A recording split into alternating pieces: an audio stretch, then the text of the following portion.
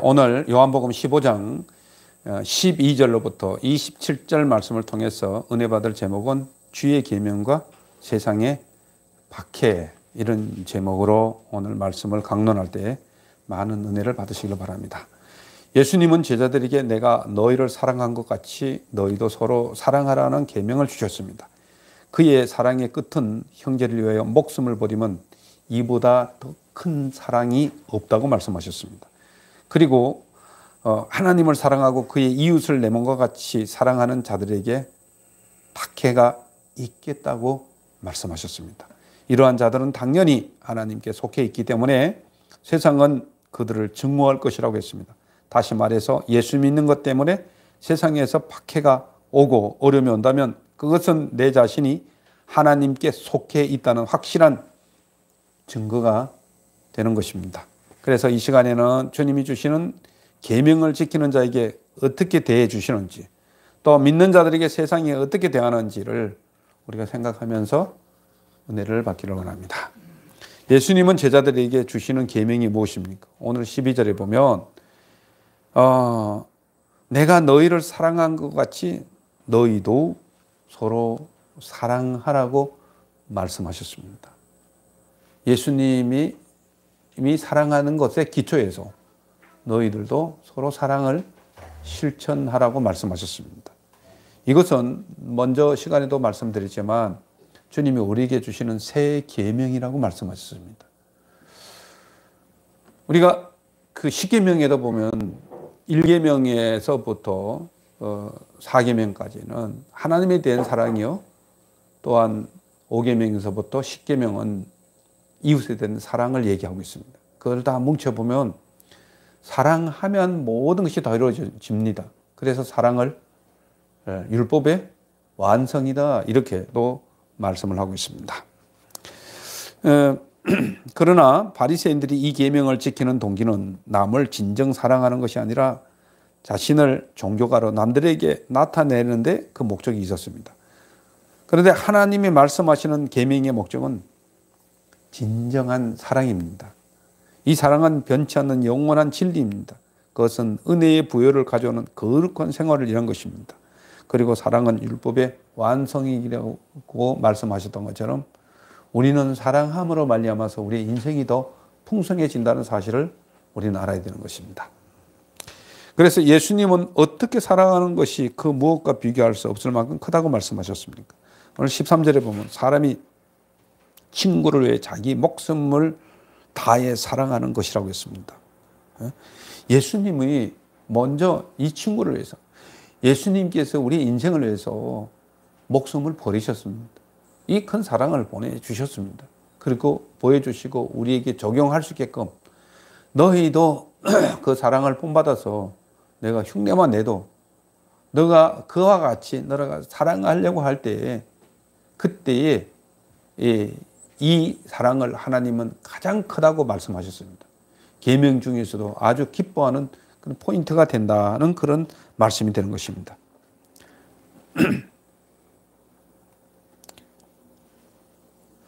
그리고 자기 목숨을 희생하기까지 친구를 사랑한 것 같이 그 어느 사랑보다도 이것이 크다고 말씀하셨습니다. 이렇게 주님의 명령대로 행하면 어떠한 관계로 인정해 주시겠다고 말씀하셨습니까? 14절에 보면 너희가 주님의 명령대로 이러한 사랑을 실천하면은 내 친구가 되게 하겠다고 말씀하셨습니다. 그래서 이 사랑은요, 해도 되고 안 해도 되는 것이 아니라 이거는 우리가 지켜야 됩니다. 그래서 여기에 명령이란 말을 했습니다. 우리는 그냥 계명이라고 했는데 영어 성경에는 명령입니다. 그런데 명령은 해도 되고 안 해도 되는 것이 아닙니다. 반드시 해야만 하는 것입니다. 왜 그렇게 말씀하셨을까요? 그것이 우리 크리스찬이 살아가는 동력이 되고 생명이 되기 때문에 계명이라고 붙이는 것이고 명령이라고 붙이는 것입니다. 사랑하면 살겠다고, 사랑하면 너의 인생이 풍성해지겠다고, 사랑하면 너희가 행복해지겠다고 말씀하신 것입니다. 그래서 우리가 사랑하면은요, 우리 인생이 업그레이드가 됩니다. 그래서 우리의 삶의 질이 업그레이드가 되는 것을 볼 수가 있는 것입니다. 이렇게 주의 계명을 알고 사랑할 때 주님은 친구로 인정해 주겠다고 했습니다. 그래서 누구든지 하나님의 사랑을 받지 않고는 믿는 형제를 참으로 사랑할 수가 없는 것이라고 요한일서 4장 7절에서 12절에 말씀하고 있습니다. 다시 말하면 그리스도의 계명을 순종하는 자가 그리스도의 친구 되는 자격을 갖고 곧 그 속죄의 사랑을 받을 자격을 발휘한다, 이런 얘기가 되겠습니다. 친구로 여겨주신다. 구약 성경에도 보면은 친구로 여겨주겠다 하는 분이 한 분 있었습니다. 누굽니까? 아브라함이었습니다. 예. 그래서 친구에게는 우리가 허물이 없습니다. 친구에게는 비밀이 없습니다. 친구에게는 내가 가지고 있는 모든 고민과 내가 가지고 있는 모든 정보를 대체적으로 공유하는 것이 절친 사이입니다. 그 절친 사이가 되는 것이죠. 그렇지 않습니까? 그래서 이 하나님께서 소돔과 고모라를 멸할 때도 누구와 이야기했습니까? 친구라고 이야기한 아브라함에게 얘기했습니다. 내가 이렇게 이러한 일이 있어서 소돔과 고모라가 너무나도 죄가 많고 정말 거기서 불법으로 인해서 아우성치는 소리가 들려서 이거 도저히 놔둘 수가 없다.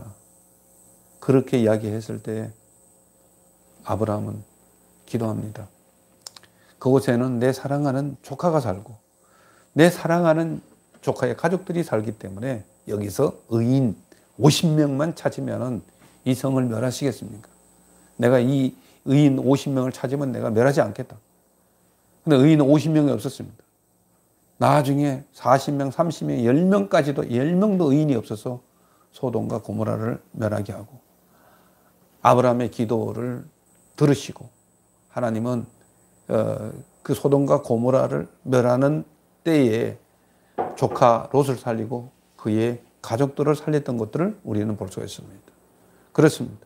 하나님은 친구라고 생각할 때는 하나님이 중요한 정보를 우리와 공유하겠다, 이런 의미가 되겠습니다. 예수님은 이와 같은 계명을 지키는 전제로 제자들에게 열애시키는, 다시 말해 강가시키는 것은 무엇이며 새로운 관계로 맺어주시는 것은 무엇이라고 말씀하고 있습니까?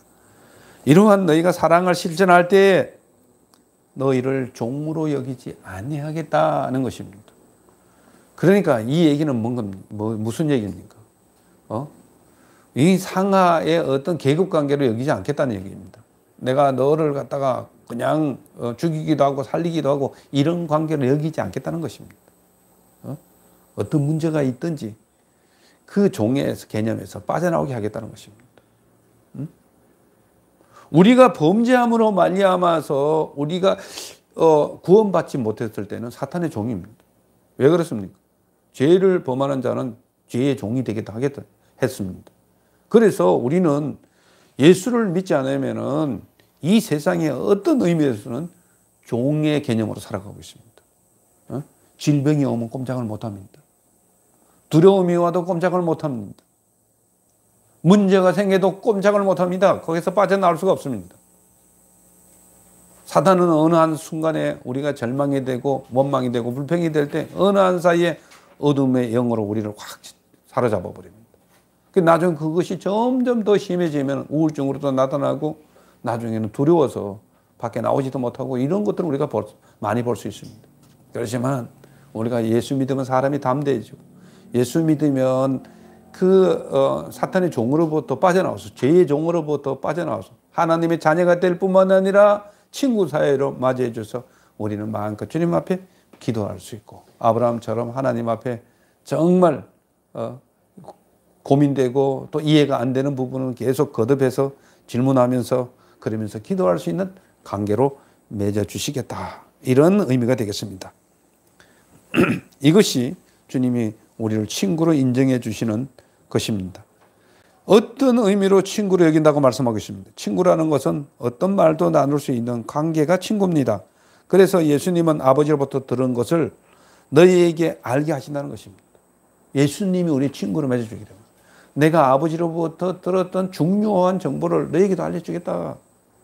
중요한 것들을 너와 함께 같이 나누겠다. 그런 친구로 맺어주시겠다는 것입니다. 영원 전부터 하나님 아버지께 감추었던 비밀도 너에게 공유하고 이야기해 주시겠다. 이렇게 말씀해 주고 있습니다. 이미 그것도 베드로전서 1장 10절에서 11절 말씀에 이야기하고 있는 것입니다. 제자들은 어떠한 조건으로 제자들을 선택했다고 말씀하시고 있습니까? 16절을 봅니다. 너희가 임의로 주님을 선택한 것이 아니야. 내가 하나님의 자녀가 되고 이 자리에 예배할 수 있는 것은, 하나님의 자녀로 기능할 수 있는 것은 예수님께서 제자들을 친히 택하여 세웠다고 말씀하고 있습니다. 제자들만 세웠습니까? 오늘 예배드린 저희들도 하나님께서 여러분들이 잘나서 선택한 것이 아니라 하나님이 여러분들을 사랑해서 우리를 선택해서 하나님의 자녀로 삼으셨다. 이런 의미가 되겠습니다. 그래서 오늘 이게 포도나무 비유를 통해서 계속 이어지는 말씀인데, 이미 포도나무 비유에서 말씀하시는 관계로 하나님 맺어주셨습니다. 나는 포도나무에 너희는 가지니, 가지가 포도나무에 붙어 있으면 너희가 열매를 맺겠다고 했던 것처럼, 오늘 주님은 우리는 포도나무 가지로서 이미 연합할 수 있는 그런 은혜를 우리에게 허락해 주셨고, 우리는 영적인 의식으로 그 포도나무에 늘 붙어 있어요. 주님을 의식하고 내 속에 주님이 계셔. 나는 주님이 내 속에 주인으로 계시고 또한 성령이 내 속에 계셔. 그리고 주님이 명령했던 사랑을 늘 생각하면서 실천하려고 애쓸 때에 이미 그때부터는 놀라운 성령의 열매가 맺어지는 줄 믿으시기를 바랍니다. 그렇게 열매를 맺게 하는 그 이유가 무엇이라고 말씀하고 있습니까? 그것은 내 이름으로 아버지께 무엇을 구하든지 다 받게 하려는 것입니다. 그 열매가 무엇입니까? 우리가 성령의 열매가 우리 속에 맺어지고 하나님의 자녀에 대한 성품으로 우리가 변화가 되고 난 이후에 그 안에서 우리가 기도하면 하나님께서 너희가 정말 알지 못하는 놀라운 축복으로 너에게 더해 주시겠다는 것입니다. 그리고 너희가 무엇이든지 원하는 대로 구하는 대로 너희가 받을 수 있게 해 주시겠다고 말씀하셨습니다. 그래서 주님은 우리가 먼저 번에도 우리가 살펴봤지만 요한복음 15장 7절에도 보면 너희가 내 안에 거하고 내 말이 너희 안에 거하면 무엇이든지 원하는 대로 구하라. 그리하면 이루리라고 말씀하셨습니다. 이 말씀에 대한 부연 설명이다. 이렇게 말씀드릴 수 있습니다. 그리고 예수 그리스도께서 제자들의 배경이 되기 때문에 그들은 영적인 과실을 맺기에 더 정말 놀라운 효과를 발휘하게 될 것입니다. 그 효과가 기도 응답인 것입니다. 하나님은 열매 없는 애식자의 기도를 응답하지 않습니다. 열매 맺는 사람의 기도에 응답을 많이 하시겠다는 것입니다. 그 열매가 무엇입니까? 성령의 열매예요. 우리가 사랑하는 환경 가운데서 남을 사랑하는 가운데 기도하면 더 응답이 잘 되겠다는 얘기입니다. 너희가 내 성품으로 화평하고 성령의 열매인 것처럼 충성하고 온유하고 절제하고 희락하고 그 다음에 양선하고 늘 다른 사람에게 뭘 나눠주려고 애쓰는 사람의 기도를 더 잘 들어주겠다. 이 얘기입니다.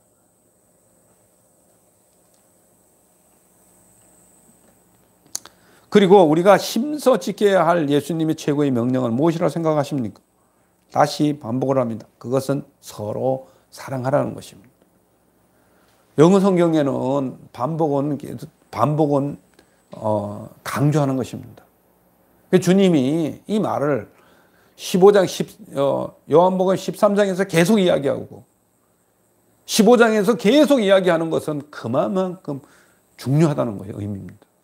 우리는 한 말을 또 하고 이러면 듣기 싫어합니다. 절대 그래서는 안 돼요. 그건 좋은 태도가 아니에요. 저 듣기 싫으면 또 하네. 우리 엄마 아버지 듣기 싫은 노래 또 오늘 레파토리 또 들어가네. 절대 자식들은 그런 생각하면 안 됩니다. 우리 이런 말을 가지면 안 돼요. 주님도 중요한 일을 계속 이야기하고 있습니다. 내가 너희를 사랑한 것 같이 서로 사랑하라고 그 이야기를 지금 하고 있는 거예요. 세상 사람들은 했던 얘기 또 하면 짜증냅니다. 세상에 속해져 있어요. 하나님은 그래서 항상 중요한 얘기는 진실로 진실로 진실로 이 말을 계속 반복해야 하는 것입니다. 응? 내가 이러노니 너희는 마음에 근심하지만 이런 말을 할 때 그게 그만큼 중요하기 때문에 얘기한다는 것입니다. 너희가 서로 사랑하라는 것입니다. 이것은 무슨 얘기입니까? 그냥 우리에게 들으라고 그냥 개념적으로 얘기하는 것이 아닙니다. 들은 개념을 실천해야 되는 것입니다. 우리가 머리로 아는 거하고 실제적으로 실천한 거하고는 하늘과 땅 차이입니다. 의사가 서울대 의대 나왔다고 해서 훌륭한 의사입니까?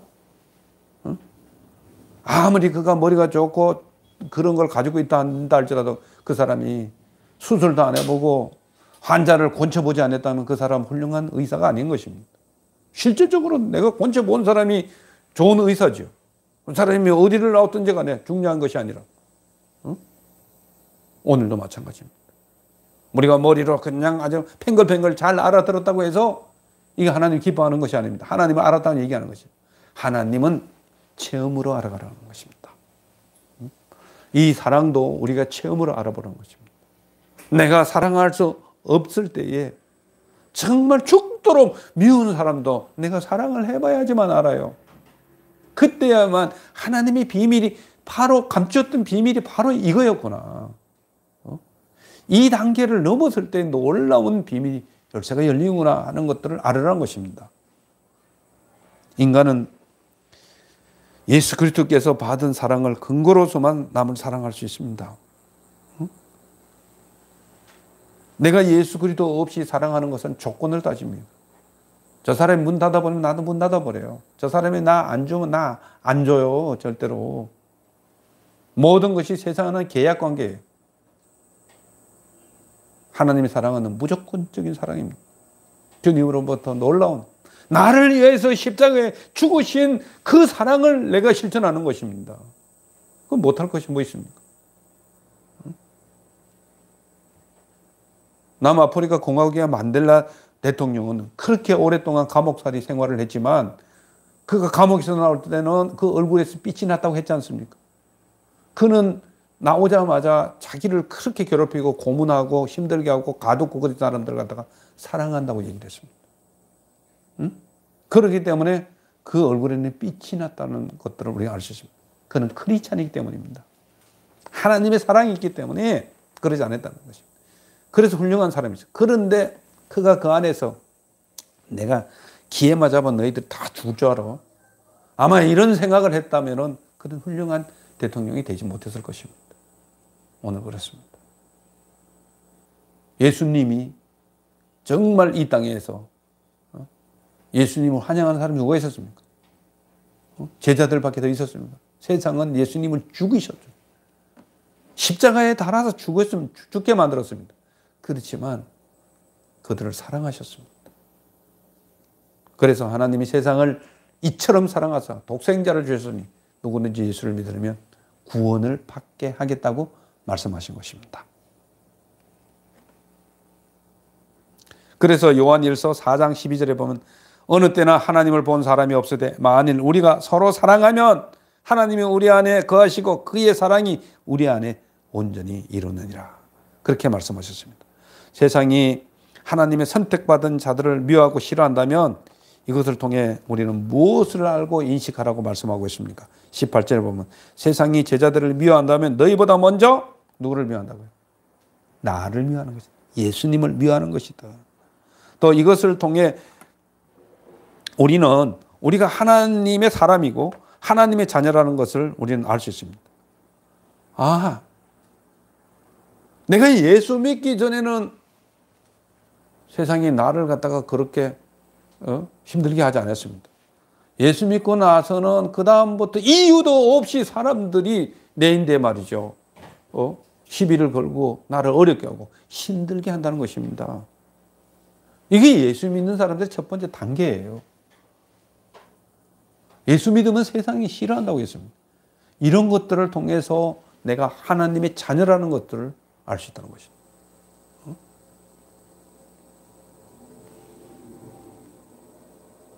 이것을 통해 우리가 하나님의 사람이고 하나님의 자녀라는 것을 알 수 있다는 거 말씀을 드릴 수 있습니다. 그래서 18절에서 오늘 27절 말씀까지 우리가 증거를 지금 하고 있는데, 이 부분에서 그리스도께서 핍박받은 사도들에 대하여 정말 하나님이 이루어하는 그런 성경 구절들이 있습니다. 그 핍박은 결국 예수님 미워하는 일이니 그들로서는 주님께서 받으시는 마음에 동참하는 것이 되고 영광이 된다고 사도행전 5장 41절에 말씀하고 있습니다. 또 그들이 핍박받는 것은 세상에 속하지 않는 증표이니 핍박받은 것은 그들이 선택을 받아 구원을 받은 증표라고 빌립보서 1장 27절에도 말씀하고 있습니다. 그래서 주인이 핍박을 받으셨으니 종된 자로서 그것을 면할 수 없다고 20절에도 이야기하고 있습니다. 그래서 예수 믿고 나서 어려움을 당한다, 예수 믿고 나서 핍박을 당한다, 예수 믿고 나서 문제가 생긴다 할 때는 그것은 하나님이 우리에게 하나님의 자녀가 되는 증표일 뿐만 아니라 그것을 통해서 우리가 기도하면 더 큰 은혜와 축복을 주신다는 사실을 우리는 알아야 할 것입니다. 세상이 이유 없이 예수님의 제자들을 미워하는 현상을 통해서 알 수 있고 식별할 수 있는 것이 무엇입니까? 19절에 봅니다. 우리가 세상에 속했다면 세상이 자기의 것들을 사랑한다고 했습니다. 우리가 세상에 속해져 있으면 세상이 우리를 미워하지 않습니다.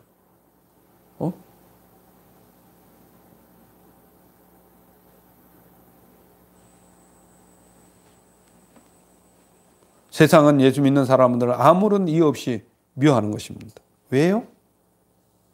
우리가 하나님의 사람은 하나님께 속해져 있고 세상에 속해져 있지 않기 때문에 세상은 우리를 이유 없이 믿게 만든다는 것입니다. 그들이 세상에 사랑을 받지 못하는 이유는 세상에 반대되는 조건이 있다는 것입니다. 다시 말해서 예수 그리스도께서 그들을 선택하신 이유이기 때문입니다. 그렇다면 그들이 세상에 미움받는 것은 예수 그리스도 때문입니다. 그리스도와 세상의 죄악은 이처럼 서로 반대 개념을 갖고 있다, 이렇게 우리가 볼 수 있습니다. 우리가 예수를 믿지 않을 때는 우리 속에서 죄성이 자꾸 작용을 합니다. 나도 모르게 아주 못된 마음이 일어날 때가 있어요. 이거 죄성입니다. 그게 이 내 마음인 줄 알고 있습니다. 그래서 거기서 그다가 이유를 답니다. 내가 저놈은 뭐 때문에 알 수 없는 이유를 갖다 자꾸 그다 댑니다. 이걸 우리가 영적인 사람이 됐을 때에 이걸 안다는 것이죠. 우리가 영적인 사람이 안 됐을 때는요, 내가 이렇게 모진 사람이고 내가 이렇게 지저분한 사람이었나? 이걸 모르는 것입니다. 내 마음이니 그렇게 생각합니다. 우리는 성령의 법에서 이 세상의 법을 우리가 다스려야 되는 것입니다.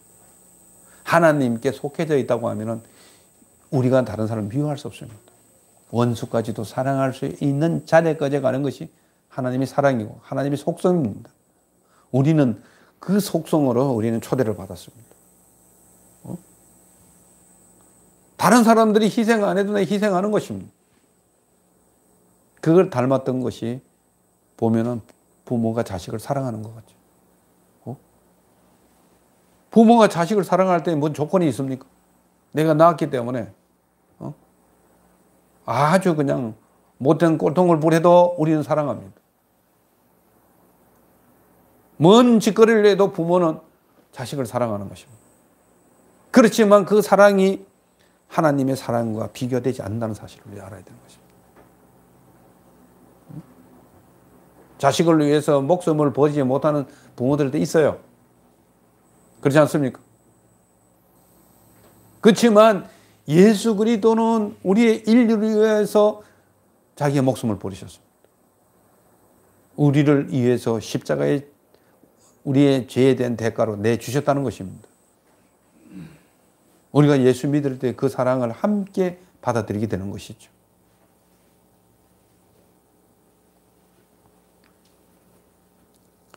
이렇게 해서 이러한 사랑으로 인해서 주님은 우리를 선택하셨고 우리를 그 사랑으로 왜 초대를 해 주셨습니다.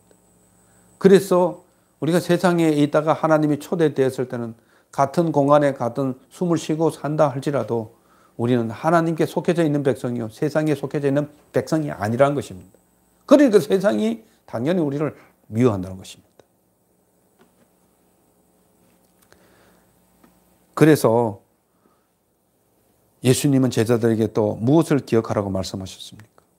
너희는 종이 주인보다 더 크지 못하다고 한 말을 기억하라고 말씀하셨습니다. 이 말씀을 먼저 시간에 한번 전한 적이 있습니다. 이것은 무엇입니까? 이것은 상하의 개념으로 갖는 것이 아니라 그만큼 겸손해지라는 것입니다. 우리가 이해 사람이 좀 못해도 늘 보면은 우리가 존경하는 마음을 가져야 돼요. 그 사람이 어떤 일을 했든지 간에 우리는요, 겸손해져야 된다는 것입니다. 이 사람이 뭘 모른다고 해서 우리는 무시해서는 안 됩니다. 늘 나보다 남을 낮게 여기는 겸손한 모습을 보여주고 있는 것입니다. 우리가 경솔해서는 얻을 수 있는 게 없습니다. 이 경솔한 것은 사단이 주는 거예요. 하나님의 사람은 겸손해집니다. 주님 자체가 그래요. 그래서 마태복음 11장 27절, 28절입니다. 28절, 29절입니다. 나는 뭐죠? 마음이 온유하고 겸손하니 너희가 나의 멍에를 메고 배우라. 그리하면 너희가 쉼을 얻겠다. 나는 마음이 온유하고 겸손하니 이런 말씀하셨습니다. 예수님 자체가 나는 마음이 온유하다고 말씀하셨습니다. 나는 겸손하다고 말씀하셨습니다. 이 이야기를 지금 하고 있는 거예요. 예수님도 하나님과 일체이고 동등된 그런 속성을 가지고 있지만 종의 형체를 가져 우리 인간이 되시고 죽게까지 복종하셨으니 곧 십자가의 죽으심이라 이런 말씀을 하셨습니다. 우리가 이 세상을 살아가는 데서도요, 겸손한 사람이 가장 자유로워요. 겸손하면 잃을 게 없어요. 경솔하면 잃는 것이 많습니다. 겸손하면 잃을 게 없습니다. 그래서 너희는 종이 주인보다 더 크지 못하다고 한 말을 우리가 기억하라는 것입니다. 그 다음에 세상 사람들이 예수님을 박해한 것 같이 너희도 박해한다는 것입니다. 응? 예수님도 이 세상에서 박해를 받았던 것처럼 내가 예수 믿는 것 때문에 너희는 박했다 얘기를 했습니다. 이게 진리입니다. 당연히 예수 믿으면 세상이 싫어하죠. 세상하고 똑같이 생활해야 되는데 똑같은 개념을 가지고 가치를 가지고 살아야 되는데 그 가치를 가지고 안 사니까 같이 뭐 이하여 하고 뭐 같이 뭐다 하고 뭐 술집도 가고 어디 저기 어디 사창가도 가고 뭐 이렇게 하는데 하나님의 사람이 합니까? 안 하죠. 말도 안 되는 소리죠. 같이 욕지거리 하고 그러는데 올리니까 절대 안 올리죠. 네 뭐 잘났다고 하면서 핍박이 시작되게끔 되어 있습니다. 속해져 있지 않기 때문에. 그런데 이런 우리가 소리를 들어먹어야지만 하나님의 사람이라는 것입니다. 그래서 사람이 예수님의 말을 지켰다면 너희들도 너희들 말도 지킬 것이라고 얘기하고 있습니다. 이 얘기 무슨 얘기입니까? 제자들이 예수님의 말을 지켰다면 너희들 하나님 믿는 사람들도 저 사람들이 너희 말을 지킬 것입니다. 그 다음에 사람들은 예수님의 이름으로 인해서 이 모든 일을 한다는 말씀을 무엇을 의미하는 것입니까? 21절에 봅니다. 사람들이 예수님의 이름 때문에 너희를 박해한다는 것입니다. 그 이유는 예수님을 이 세상에 보내신 분이 누구인 줄 모르기 때문이라고 말씀하셨죠. 응? 예수님이 누구인지를 사단이 막아버립니다.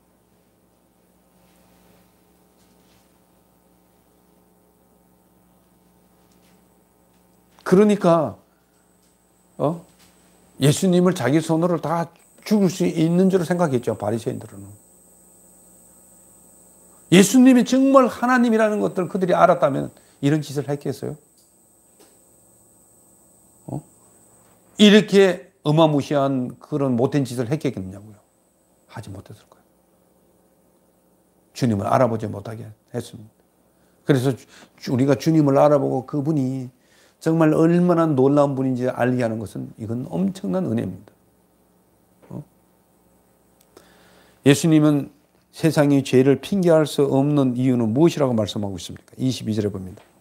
예수님이 이러한 사실을 말하지 않았다면 그들은 죄를 알지 못했다는 것입니다. 그들의 무지는 죄가 될 수가 없었습니다. 그러나 이미 이러한 사실을 대놓고 말했기 때문에 핑계할 수 없는 거예요. 그러니까 이 얘기는 그들이 아주 몰랐기 때문에 그러면 죄인이 아니다 이런 뜻이 아니라 모든 사람들의 공정하게 예수님이 어떤 분이라는 것을 얘기해 줬다는 얘기입니다. 그런데도 불구하고 너희가 예수를 믿지 못하고 너희가 심판을 받는 것에서 너희는 핑계할 수 없다는 그 얘기입니다. 이 세상 사람들에게도 모든 사람들에게 핑계할 수 없게끔 복음을 증거하신다는 얘기예요.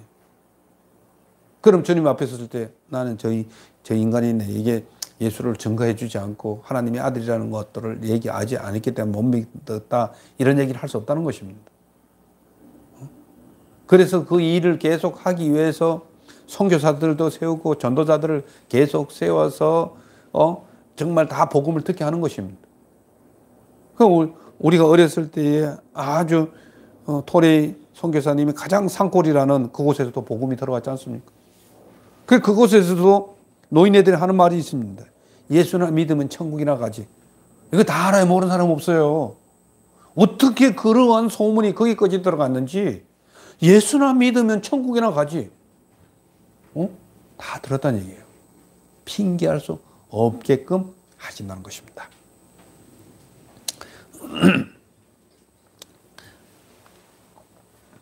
예수님을 미워하는 자 곧 누구를 미워하는 것이라고 했습니까? 23절에 보면 예수를 미워하는 것은 누구를 미워하는 것이라고 했습니다. 아버지를 미워하는 것이라고 했습니다.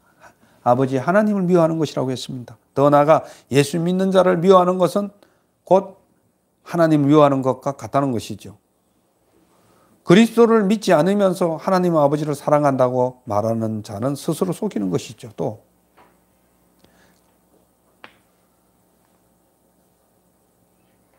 그러니까 이것은 바리새인들을 의식하고 얘기하는 것입니다. 그리스도와 아버지는 일체이십니다. 이 점에 있어서 벵겔은 미움과 불신앙과 관련성을 지적하며 말하기를 그리스도에게 대한 사랑은 신앙과 동반하나 증오는 불신앙과 동반한다 이런 말을 했습니다. 예수님을 미워하는 자들이 확실하게 죄로 드러난 이유는 무엇입니까?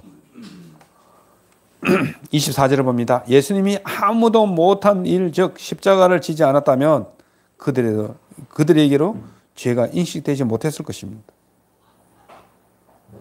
그뿐만 아니라 예수님은 이미 바리새인들에게 있어서도 예수님이 어떤 분이라는 것을 기적을 통해서도 많이 보내주셨고 말씀을 증거하면서도 보여주셨고 또한 여러 가지 사건들을 통해서도 예수님이 어떤 분이라는 것을 이야기해 주셨습니다. 그런데 이러한 3년 동안 예수님이 공생애를 살면서 예수님이 주 되심인가? 예수님이 하나님 되심인가? 예수님이 그 시대에 간절히 바랬던 메시아 됨을 반드시 그들에게 이야기를 했는데도 불구하고 이들은 인정하지 못했기 때문에 이게 죄가 확실하게 드러난다는 것입니다.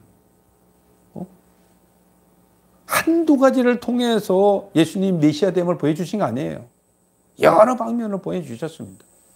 회당에서 하나님 말씀을 들을 때도 그들이 볼 수 있었고 죽은 자를 살릴 때도 그들의 눈을 똑똑히 보았고 혈루증 여인을 고칠 때도 마찬가지고 물 위로 걸어올 때도 그렇고 오병이어의 기적을 일으킬 때도 주님이 예수님 되시고 또한 메시아 되심을 확실히 보여주셨기 때문에 보여주심으로 말미암아서 너희들이 나 안 믿는 것이 얼마나 큰 죄인지를 알게 해주셨다는 것입니다.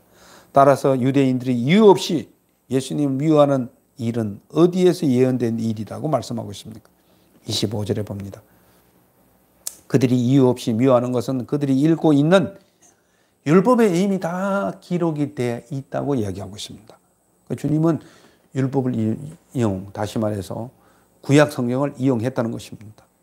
거기에 대한 예를 들어서 한 구절을 봅니다. 시편 69편 4절에 보면 까닭없이 나를 미워하는 자가 나의 머리털보다 많고 부당하게 나의 원수가 되어 나를 끊으려 하는 자가 강하였으니 내가 빼앗기지 아니한 것도 물어주게 되었나이다. 이 말씀이 있는 것입니다. 보혜사 성령님께서 제자들에게 오셔서 또한 하시고자 한 중요한 사역은 무엇입니까?